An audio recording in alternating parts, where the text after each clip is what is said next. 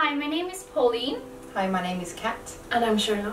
We went around La Trobe University campus asking people if they knew or had heard of Obsessive Compulsive Personality Disorder, aka OCPD.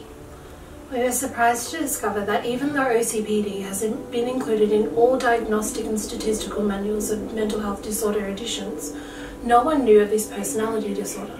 Here are the clips. Have you heard of OCPD? No, I haven't. Disorder. Oh, no. No? With disorder? No?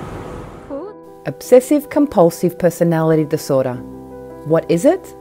Let's explore.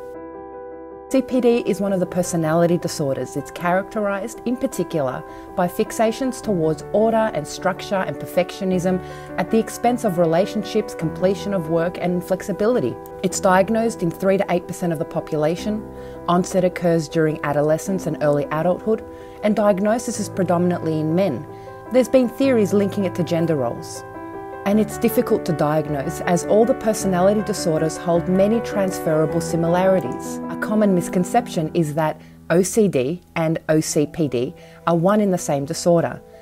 Though they hold transferable characteristics, they are two distinctly different disorders. OCD is ego-dystonic, in which the individual doesn't enjoy what they're doing.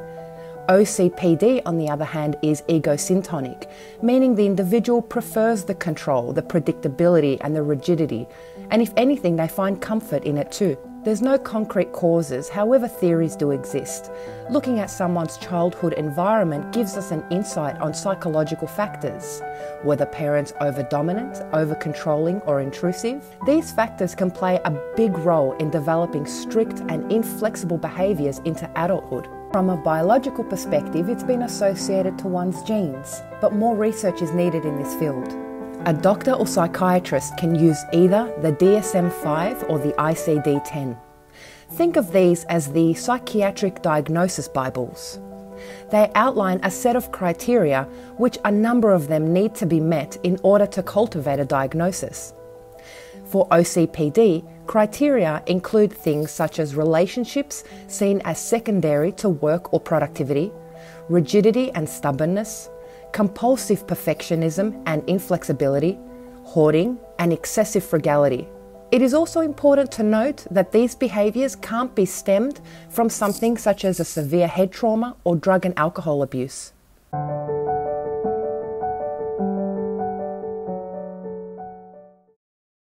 Psychotherapy, medication and relaxation training are the three main interventions. When it comes to psychotherapy, we have three options.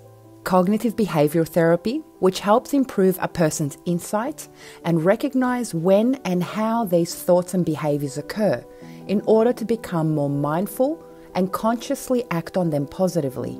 Secondly, we have psychodynamic therapy, which helps the individual recognise and reconcile their insecurities and uncertainties with the ultimate goal of altering their inflexibility and slowly giving up on their rigid demands for perfectionism.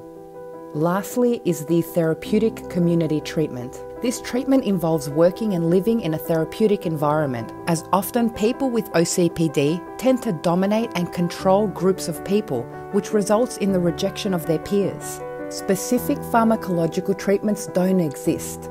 However, some classes of medication can assist in targeting their state and trait symptoms. These include mood stabilizers, psychostimulants, antidepressants, antipsychotics, anticonvulsants, and benzodiazepines. Lastly, relaxation activities such as yoga, Pilates, and Tai Chi are useful in reducing the stress and sense of urgency experienced. OCPD individuals don't see their behaviours as wrong. They hold extremely high standards for themselves and often become successful business owners and self-starters. Externally, the community views these people as successful, dedicated, and self-motivated. Behind closed doors, however, the immediate family see that these behaviours span across all aspects of this person's life. Relationships with partner, family, and friends can be neglected because work takes priority. Deadlines are missed because the work was not good enough to be submitted. Children have these values instilled in them and grow up in a rule-stricken environment with a parent that is never satisfied. You or someone you know any other mental health illnesses, don't hesitate to check out the following links, such as Headspace, Beyond Blue, and Lifeline.